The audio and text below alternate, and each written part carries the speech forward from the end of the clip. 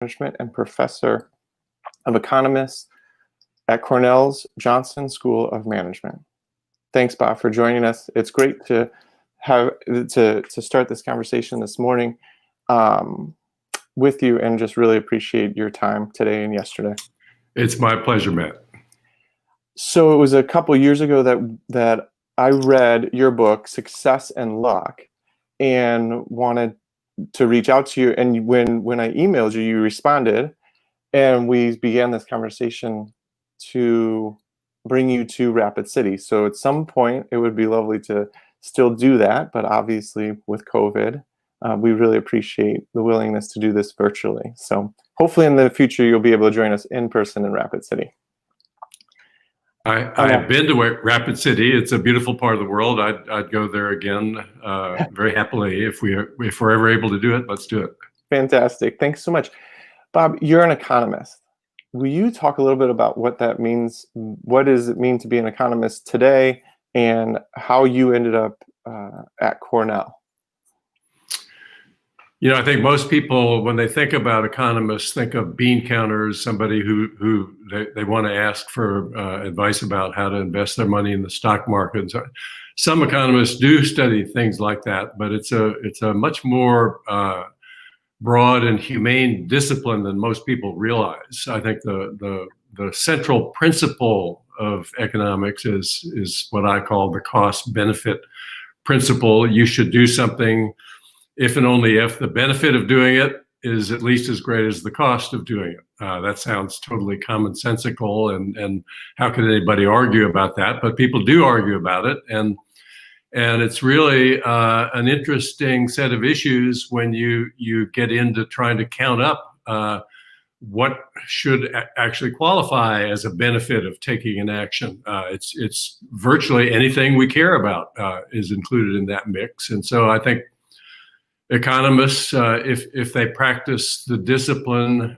in a way that's true to its historical roots, we're really moral philosophers as much as we are anything else. That was the birth of economics in Scotland centuries ago. The early practitioners, including Adam Smith, were moral philosophers by training, and so it's a vastly more interesting discipline than any common perception of it acknowledges. So I think that's the first thing I'd think to say in response to a question like that. Thanks, Bob. Well, and it was actually in part what you just said was so striking about your book, Success and Luck, because it wasn't about a bunch of equations or theories, complicated theories. It was really about the role of luck and life that struck me, is specifically in having a successful life economically and happiness.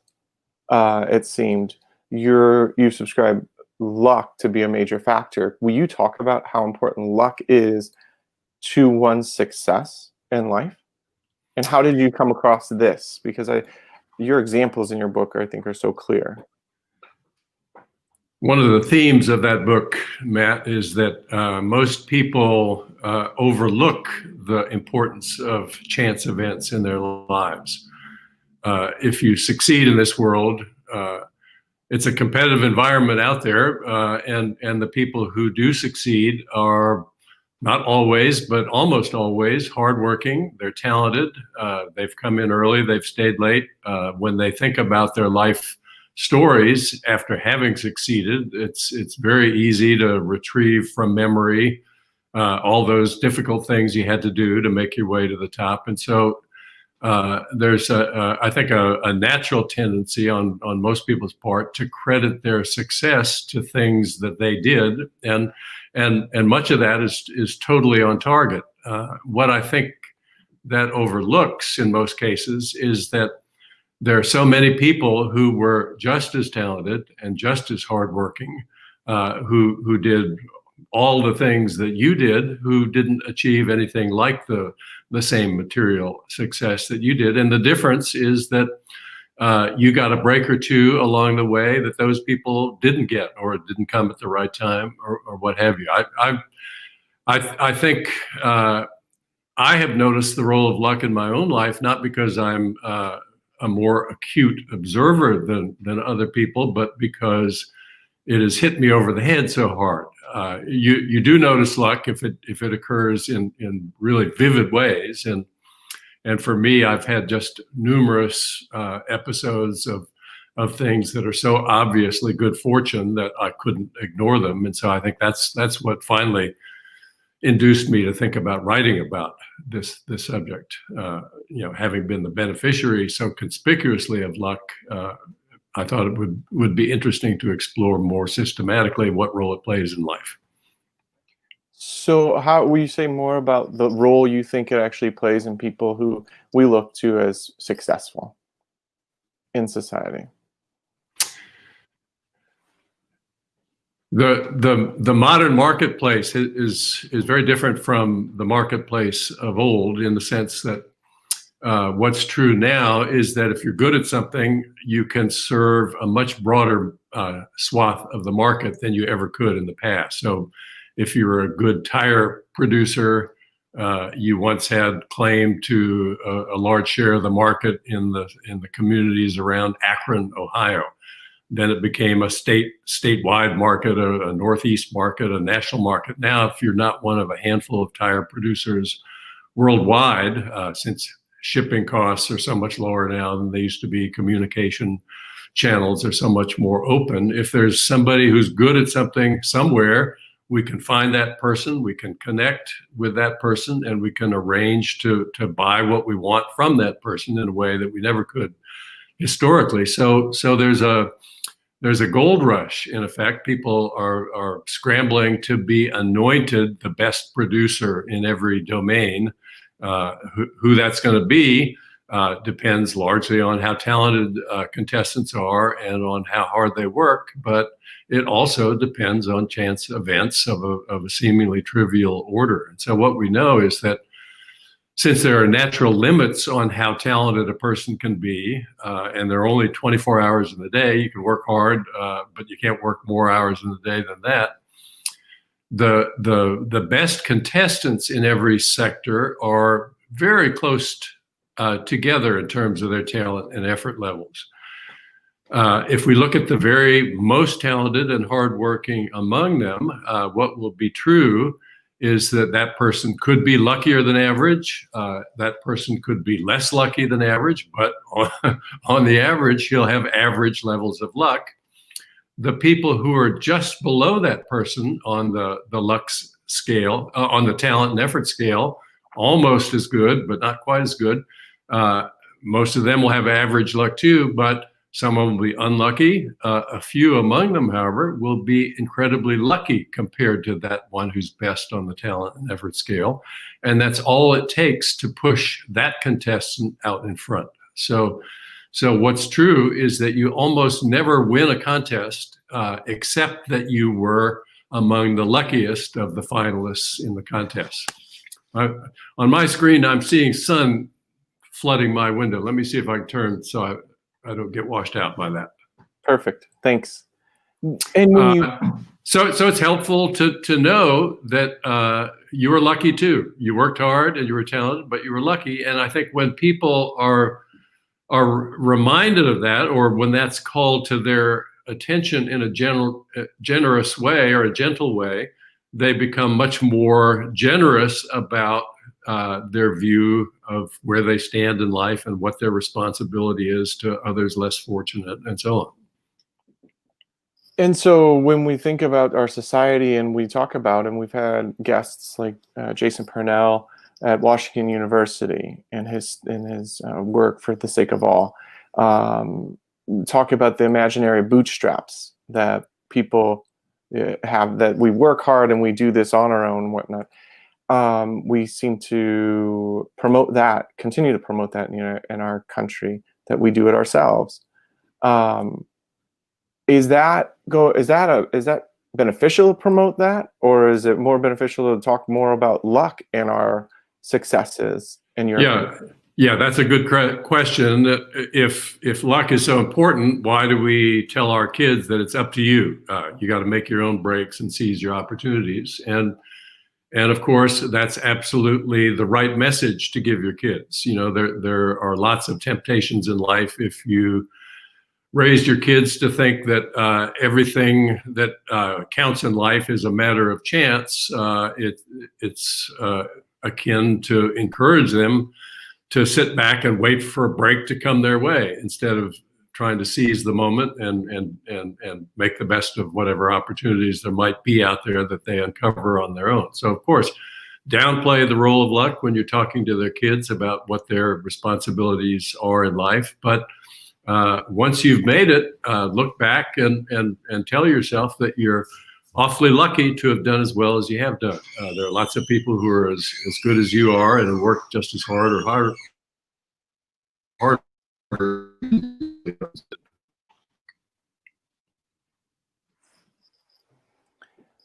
Your more recent book, Under the Influence, is about behavior.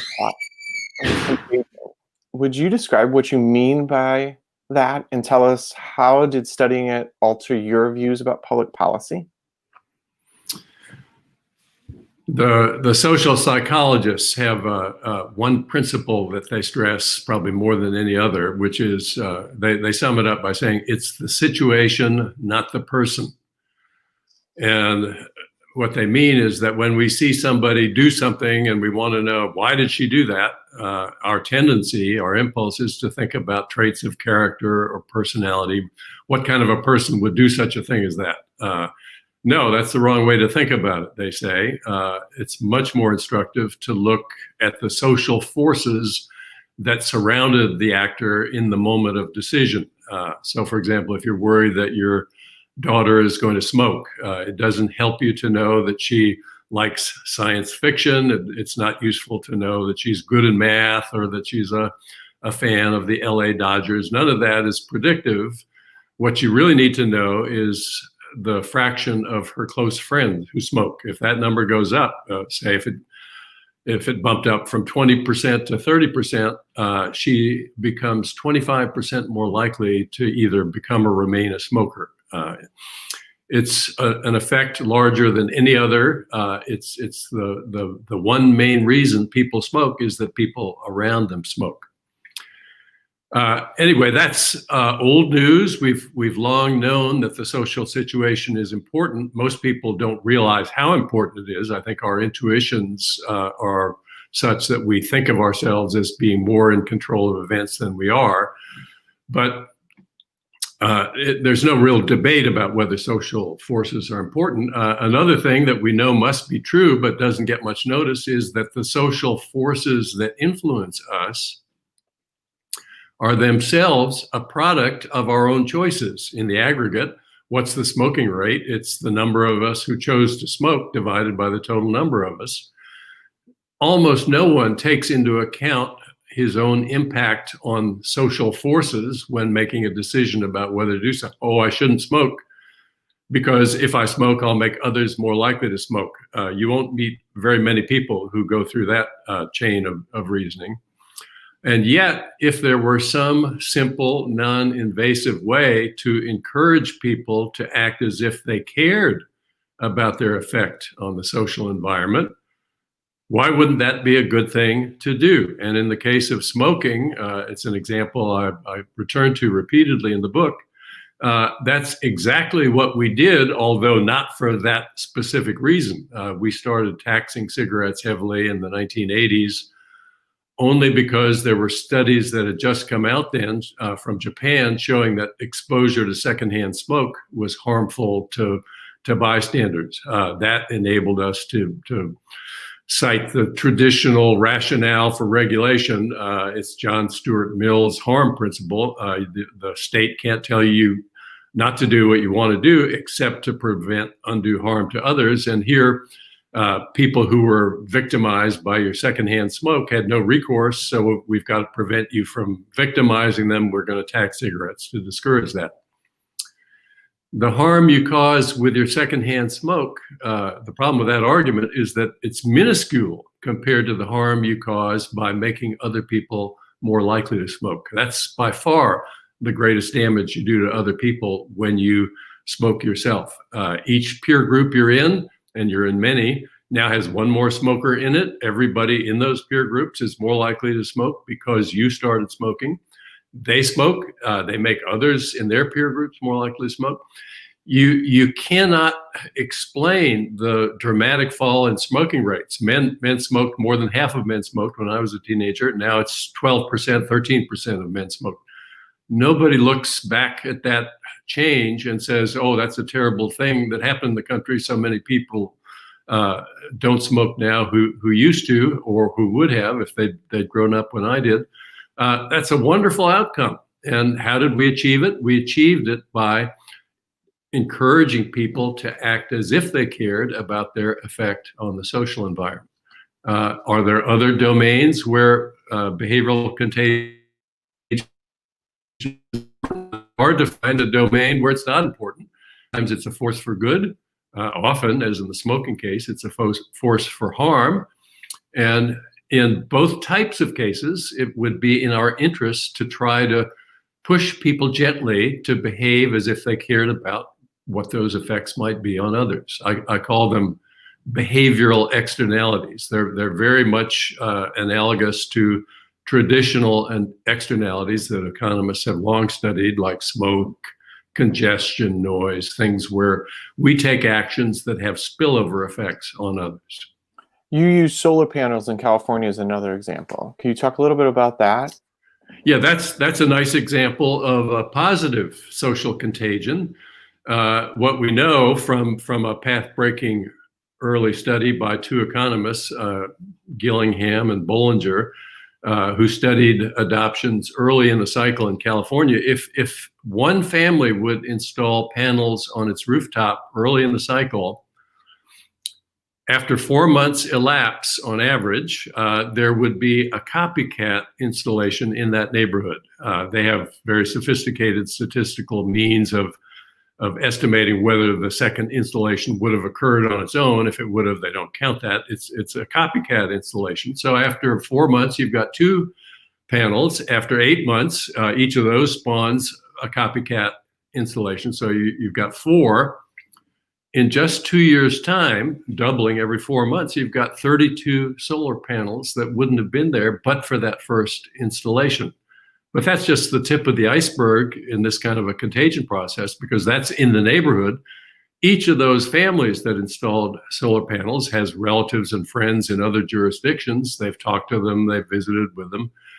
Those influences are known to be much more powerful than the communications between neighbors. And so the idea that when you do something, it has only the direct effect of what you do, that's not the correct picture of the world we live in. When you take an action, you influence not only the direct effects of your action, you influence all the others who are moved to take actions by what you've done. And it's orders of magnitude greater impact in virtually every case than just the impact of your own direct action. Is this something that we understood? Did Adam Smith understand this and we moved in a different direction, and now you're bringing this insight back? Yeah, it's hard to read Adam Smith and not be amazed by the depth of the insight on every page about things that we're just now rediscovering. So he wrote in one passage in The Wealth of Nations that even the richest people in ancient Greece felt they had no need of a linen shirt to appear in public. There weren't any linen shirts in existence at that time. But in the Scotland of Smith's day, we're talking about the late 1700s, even a lowly laborer would be ashamed to appear in public without a linen shirt, the want of which would have been a symptom of supreme failure to meet even the most minimal expectations of a life. So context mattered enormously in Smith's view. He did not explore carefully the policy implications of that view, although he did call for the taxation of luxury goods, which he felt were inimical in their influence on other people's spending. So how does this, you talked about nudging or encouragement for people to make certain decisions. Can Can you talk about that public policy, more about those policies, and why aren't we employing this today more? You asked earlier what it means to be an economist, and I think in terms of this question, the influence of my own economic training makes me much more sympathetic to the idea of using gentle changes in incentives, specifically taxes and subsidies, to try to prompt changes in behavior, rather than using more ham-fisted rules and regulations to try to achieve the same end. What we know in the pollution realm is that different actors have different opportunities for cleaning up the mess they make. Some people cannot do what they're trying to do, except at great extent they emit smoke into the environment. Others can filter the smoke out very cheaply. Our interest is in getting the total level of smoke down to the lowest level practical, and that means concentrating smoke reduction in the hands of those who can do it at the lowest cost. And a tax on smoke emissions is exactly the right instrument to do that. So if we tax behaviors that have harmful consequences to others, we can raise revenue by doing that. We can discourage the behaviors that are causing harm. We kill two birds with one stone. Some of the revenue from taxes like that we can use to pursue worthwhile social objectives, maybe subsidize the installation of solar panels, or subsidize research on the production of vaccines, which have benefits far beyond what the private actors who develop them are ever going to reap. Bob, we have a question from one of our political elected officials in Rapid City. As you know, South Dakota is not a mask required state. We're not required to wear masks here. But one of the elected officials asks, in your opinion, can the relationship of being around those that smoke be applied to those who wear masks or not during this pandemic? You know, we had some confusion out of the gate in the discussion of masks. Do they help? Do they not help? Even some scientists were equivocal about that. It's a shame that we began the conversation that way, because there's been some systematic research on whether masks help in the meantime, and that research is absolutely unequivocal in showing that masks are enormously helpful in reducing the transmission of COVID-19, which is the thing we're most worried about right now. I mentioned John Stuart Mill's harm principle. I think even the staunchest libertarian accepts that he has the right to do whatever he wants to do, except in cases where what he wants to do causes unreasonable harm to others. We know now, I think within a very high level of certainty, that failure to wear a mask makes other people much more likely to be exposed to COVID-19, much more likely to get it. If you get it, you're much more likely to suffer lifelong serious health consequences or even die.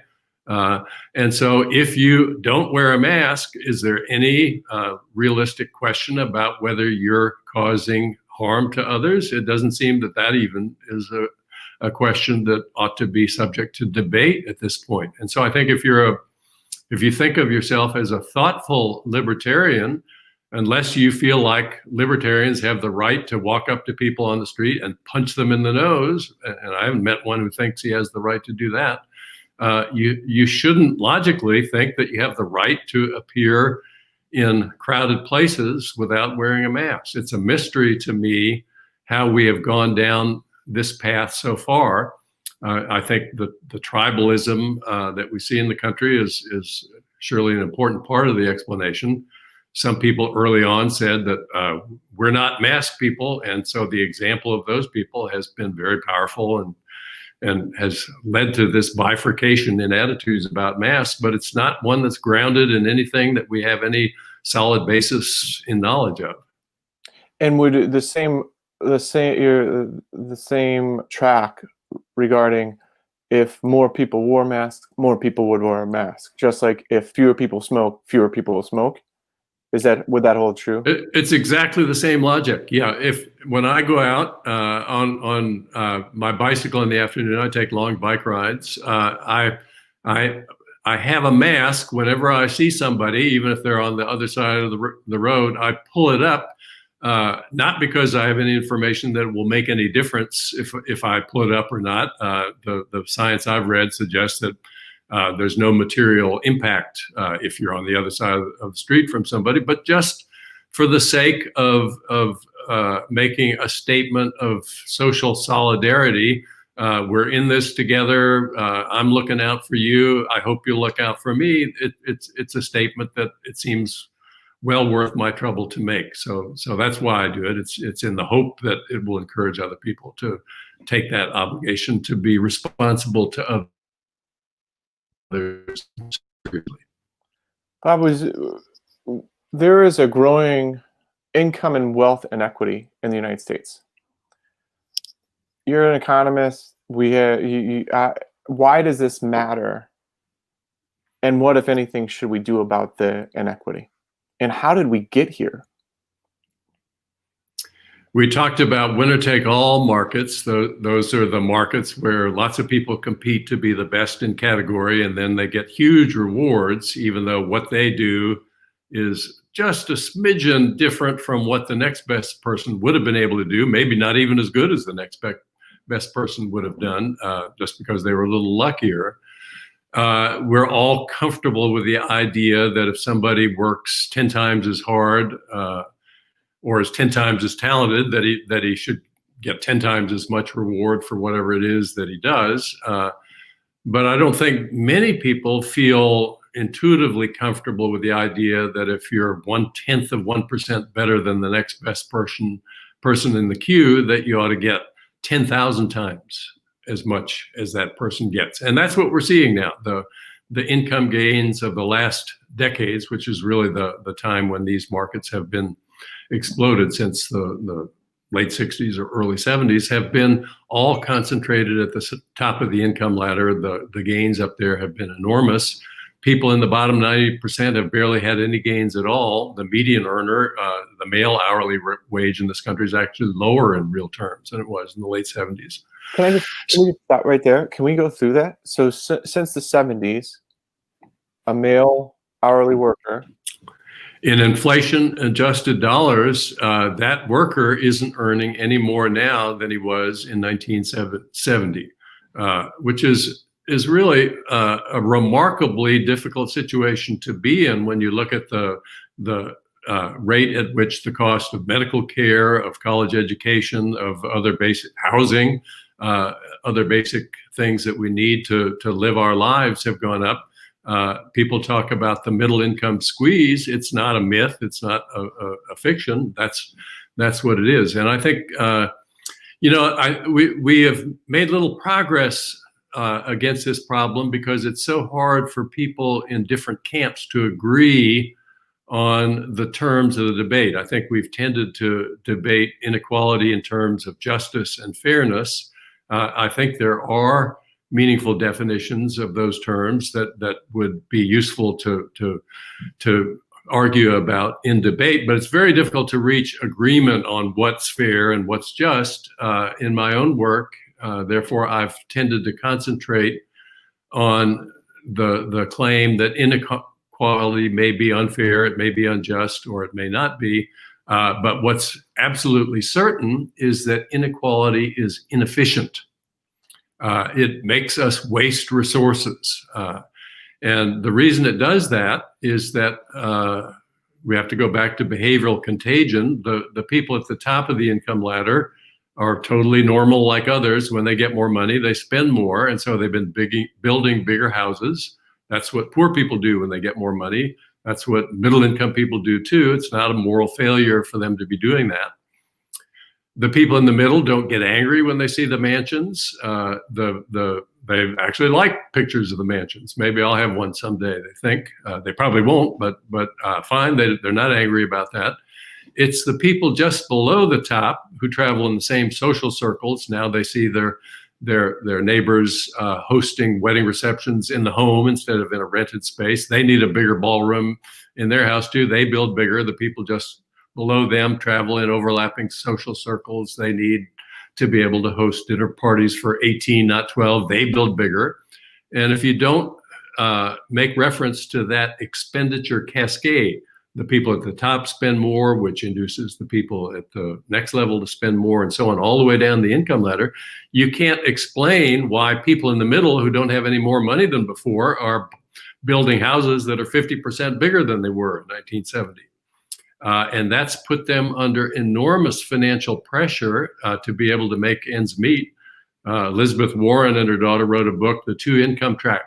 Why was it, they asked, that when the 1950s, there was only one earner in each couple, families could make ends meet. Now we have two earners per couple and families can't pay their bills. What's going on? It's because the money from that second salary went almost entirely to pay for the bidding for houses in better school districts. The schools that we want our kids to go to are almost always the relatively good schools, and they're almost always in more expensive neighborhoods. So your imperative as a parent is to buy a house in the most expensive school district you can. If you have more money, that's where it goes. And we don't need to have money spent in that way.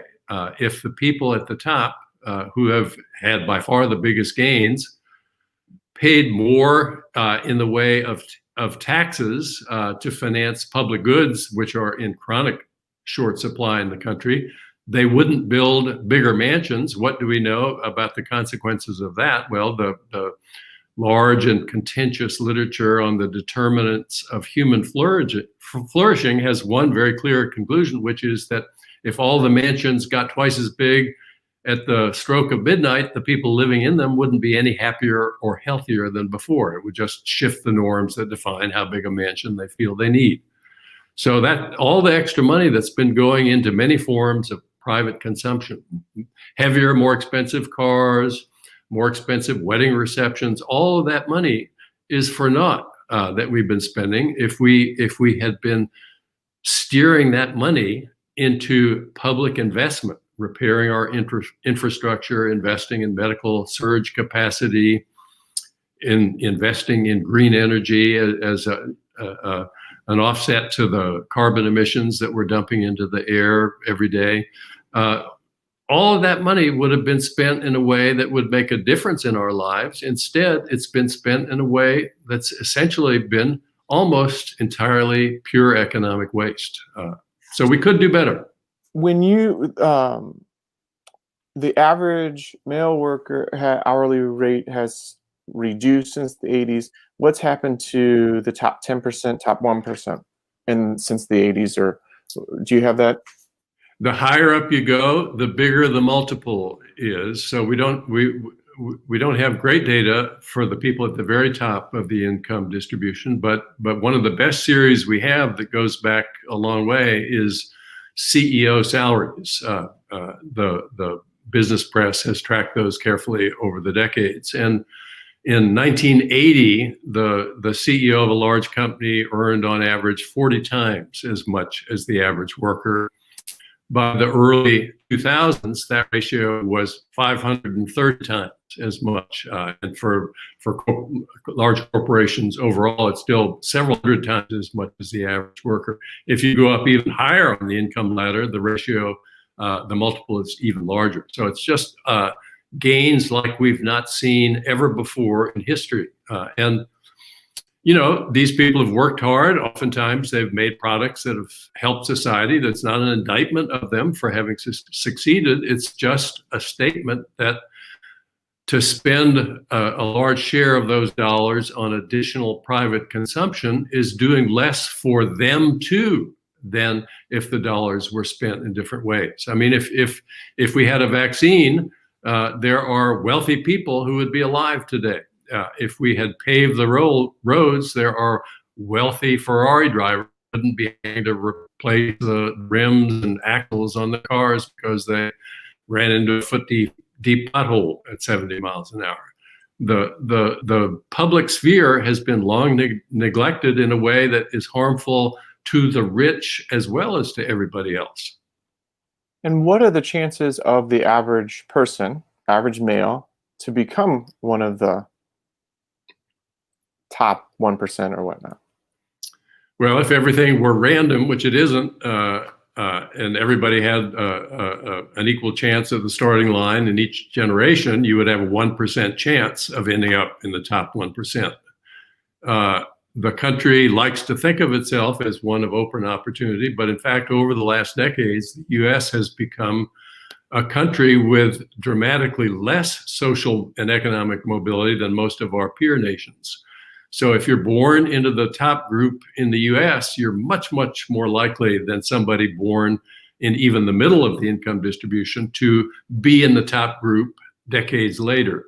One of the most discouraging statistics I encountered when I was doing research for Success and Luck was a study showing that if you were the son of a poor family and you were a top quartile of the standardized test distributions in middle school and math, you were less likely to graduate from college than if you were the son or daughter of a wealthy family and you were in the bottom quartile in math standardized test scores in middle school. Nobody looks at that result and said, yeah, that's the kind of country we want to have. We want to have a country where the dumb rich kids are more likely to succeed than the smart middle income kids.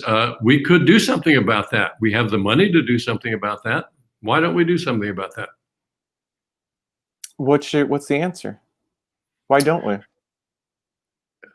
You know, I in Under the Influence, my new book, I have a chapter near the end called "The Mother of All Cognitive Illusions." The wealthy are very reluctant to agree to higher taxes. On the contrary, they have worked very hard to reduce their tax rates over the last decades, and they've been incredibly successful at doing that. So in the closing days of World War II, the top tax rate on high-income people was 92%. I graduated from Georgia Tech in 1966. It was 70% then. In Reagan's first term of office, it was 50%. Now it's 37%. So they've succeeded. When somebody proposes, as I do, to raise taxes on the wealthy because we have really important uses of that money for them and others, trying to get rid of the sun here and not succeeding. We have really important uses of that money, both for them and for others. They seem to resist that in the belief that if they had to pay higher taxes, that would make their lives more difficult. I think of that as a cognitive illusion. Here's the simple outline of it. If you try to think of how higher taxes would affect you, the natural way to do that would be to remember the last time they raised your taxes. How did that feel? Well, you can't remember a time when they raised your taxes because they haven't during your lifetime in any significant way. So you can't use that method. Instead, what you know is that when they raise your taxes, you have less income to spend. And so you'll try to think back to the last time you had less income. And even if you've led a charmed life, there are occasions like that. Maybe you had a bad business year. Maybe you had a health crisis, a divorce. Maybe your kid got arrested. You needed to hire an expensive lawyer. There are times. Every one of those times was a miserable time in your memory bank. And so if you think that's what's going to happen if they raise your taxes, oh, no, I don't want that. I'm going to resist that. I'm going to lobby my senators and congressmen to vote against that. And they've done that. But what's true is that each of those times, the ones I just mentioned, are times when your income went down, but everyone else's income stayed the same. And that's completely different from what happens when taxes go up on all wealthy people. In that second instance, your relative bidding power remains exactly the same as it was before taxes went up. And nobody's worried about being able to buy the necessities of life. Nobody's threatening that for the rich. They're worried about being able to buy the scarce luxuries they want.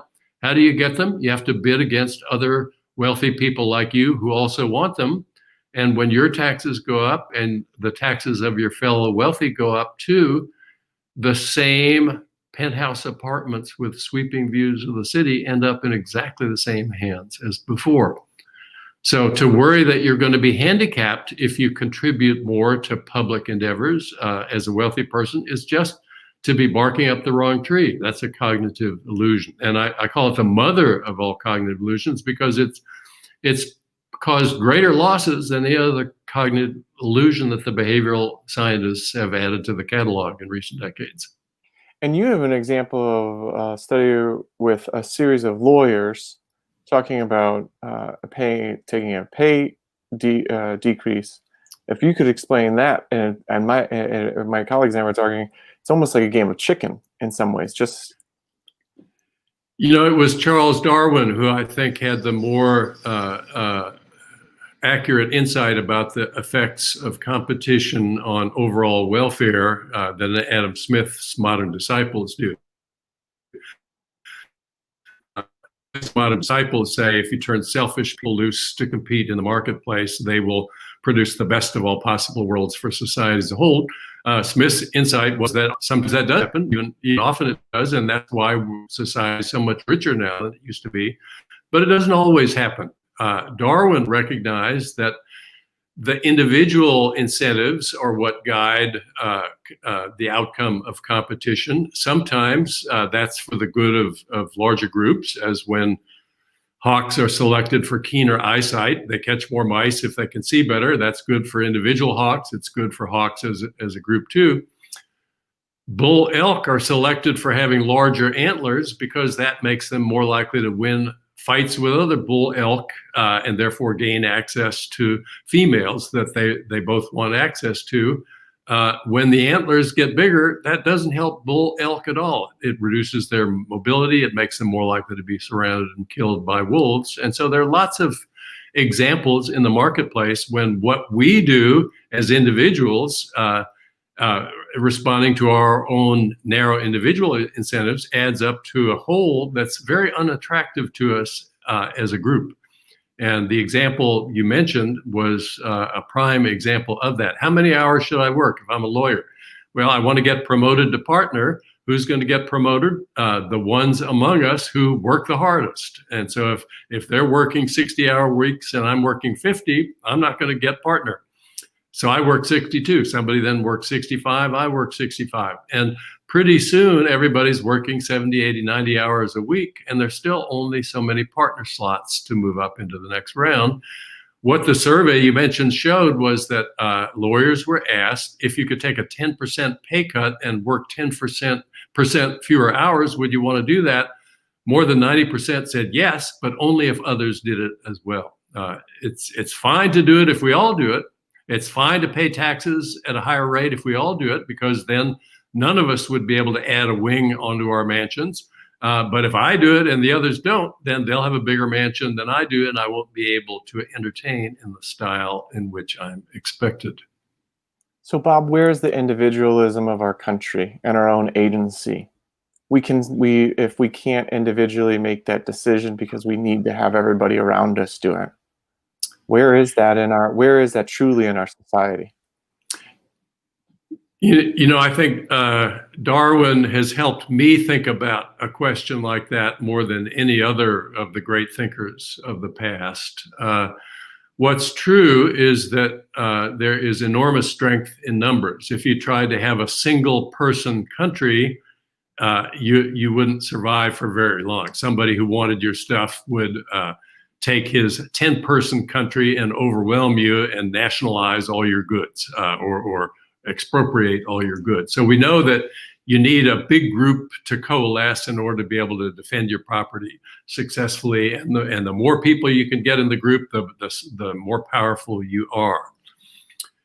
What's true too is that within a group, if you have a chance to cheat when no one's looking, you'll do better than other people in the group who don't do that, or at least that's the traditional view. And so there's that constant tension between doing what's individually best for you and doing what's imperative to do if you're going to have the benefits of strength in numbers.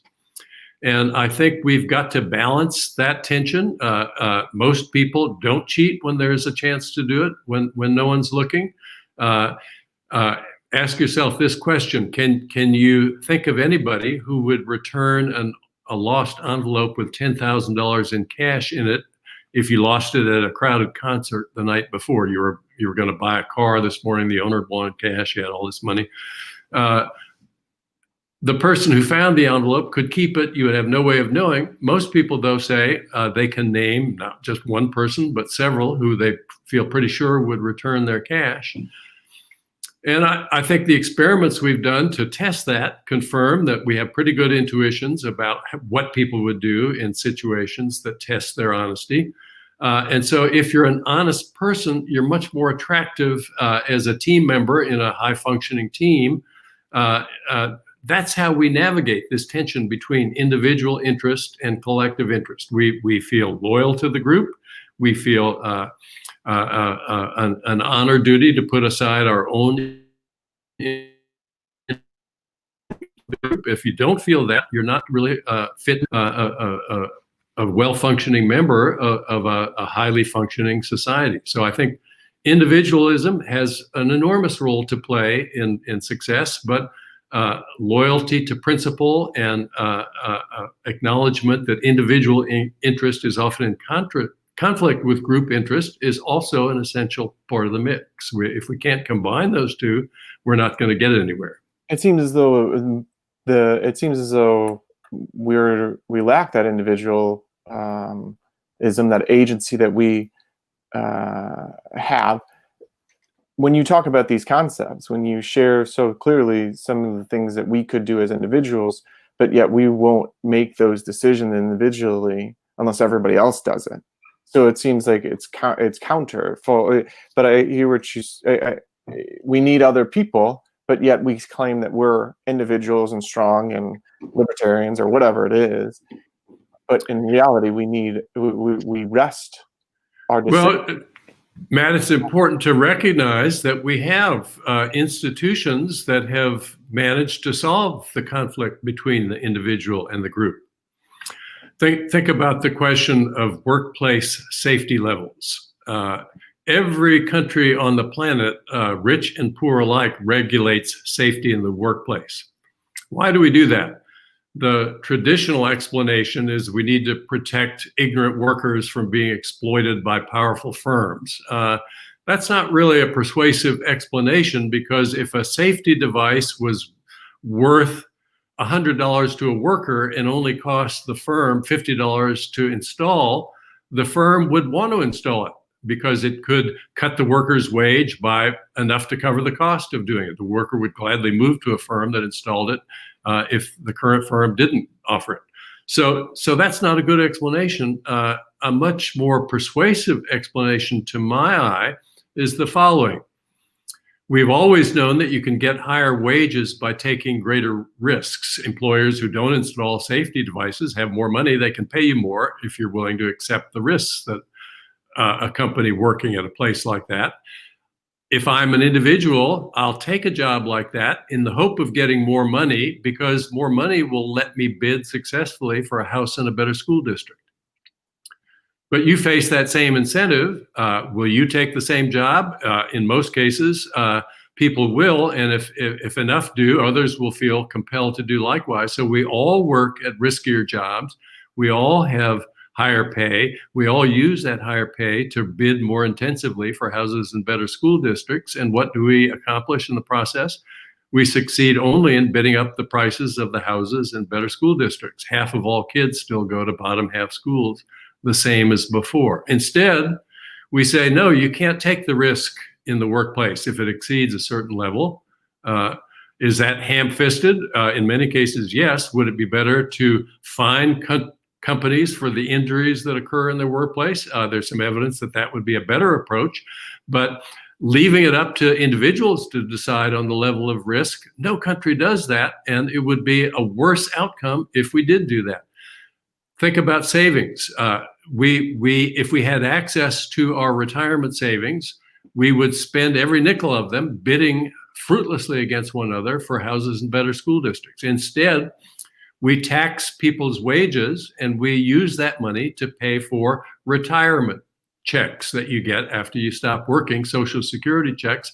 Except for those checks, lots of retirees would be eating pet food in retirement. We know that those have been an enormously effective measure for reducing poverty among people who can no longer work in old age.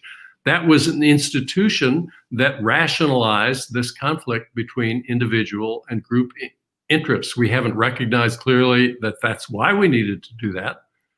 We say we do it because people are too stupid to save for retirement. Well, I think people are smarter than we think.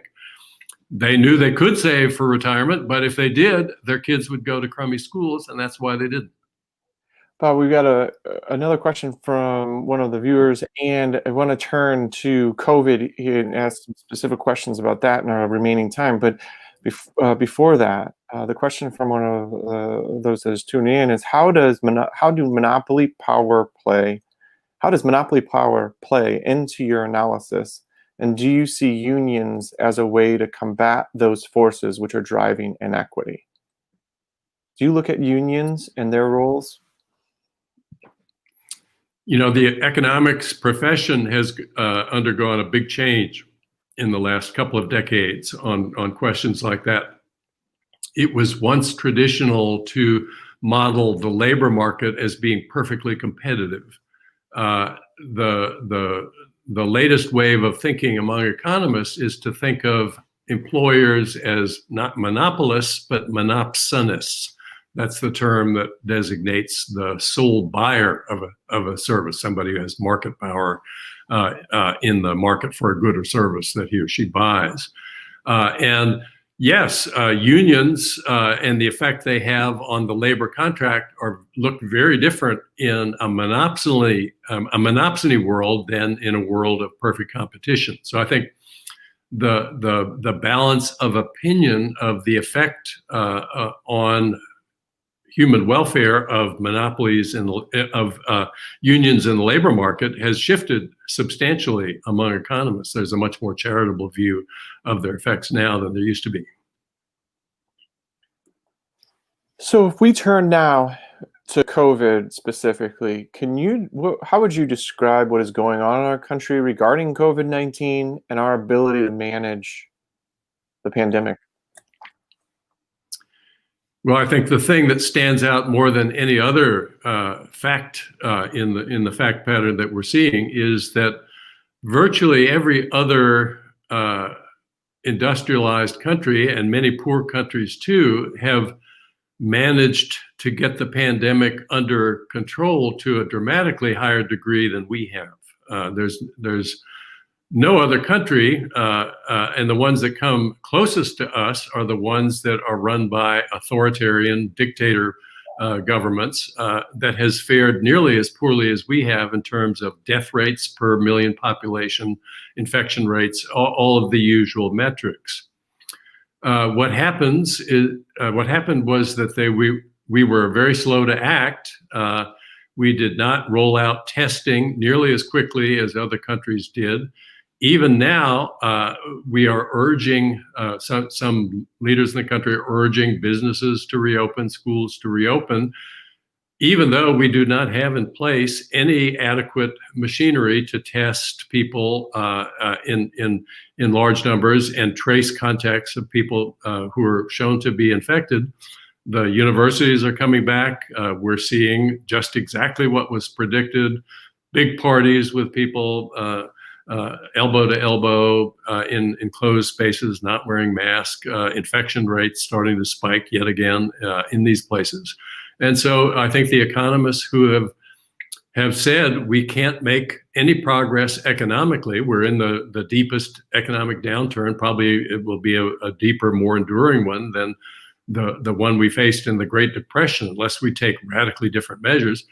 We won't make any progress against that downturn unless we get the epidemic under control first. And we can do that. There are measures we could take to do that, but we have not been taking them. Two questions, Bob. When you talk about that and you look at the stock market, the deepest downturn in the Great Depression, how does the stock market continue to go up? The stock market is not a measure of how well the economy is doing. The fact is that many of the small businesses that have laid people off and have contracted are now closing their doors, probably permanently. The price of the large indices are mostly big firms, and what investors seem to be saying is that we expect we will have a vaccine within the next 2 years, not by October, as some are saying. We expect to have a vaccine within the next 2 years. And if you look at the present value of all future earnings, most of that is a contribution from earnings 18 months or 2 years or further away out. That will not have changed materially as a result of us being no longer able to go back to work. And so I think the expectation is that those share prices will continue to be the best place to put your money, especially since there's nowhere else to put it. The bonds are paying negative interest rates. If you want to buy gold, go ahead and buy gold. Gold has historically been a terrible investment. No place else to put your money, and the people at the top have more money than they can spend on themselves. What are they going to do with it? They got to invest it somewhere. The stock market has been where it's gone. Bob, I really appreciate your time this morning and yesterday. It was really enjoyable to have a conversation with some community members yesterday, and I know they certainly appreciated it as well. Just thanks for your time. Thanks for writing these books and in a way that are accessible to people like myself. They've been fun to read and to think about the world in different ways. And it's a wonderful way to start the day today this way. At this time, and as we already talked about, we would love to have you be in person in Rapid City, but due to COVID-19, we're unable to do that. And we would traditionally have a gift from Black Hills Work Susie Kappa Arts Center, where artists of all abilities do their work. In lieu of that, we'll make a donation to that nonprofit in your name, and look forward to a future time, hopefully to be in person. Just a reminder to everybody in the chat side of the website, there's a survey. Please fill that out. And Bob, thanks so much for your time today. And thank you, Matt. And let me just say that you're evidence that people can successfully overcome the conflict between individual and group interest. You've given generously of your time, and others have given up a morning. They could have been doing something to promote their own narrow interests. Instead, they saw fit to take part in a community forum, and that's an encouraging sign, I think. Well, thanks so much. Have a wonderful rest of the day, and thanks everybody for joining us. Bye now.